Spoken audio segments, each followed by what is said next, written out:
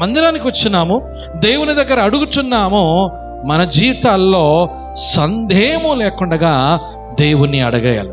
ఒకవేళ సందేహం ఉన్నదనుకో, గాలి చేత అటు ఇటు కొట్టుకొని పోతుంది. అవుతుందో కాదో, దేవుడు ఇస్తాడో ఇయ్యడో. విశ్వాసం ఏమైపోయింది? విశ్వాసంలో ఏమైపోతుంది? సన్నగిల్లిపోయినాము. కానీ మన విశ్వాసంలో ఏ విధంగా ఉండాలంటే పట్టుదలతో ప్రార్థన చేయాలి. ఎందుకనగా దేవుడు వాగ్దానం చేస్తున్నాడు, దేవుడు నాతో మాట్లాడినాడని నీ జీవితంలో సందేహము లేకుండా దేవుని దగ్గర మనం అడగాలని దేవుని లేఖనాల్లో మనం చూస్తున్నాం. రెండోది, ఏ విధంగా అడగాలి తెలుసా? దేవుని ఏ విధంగా అడగాలి తెలుసా?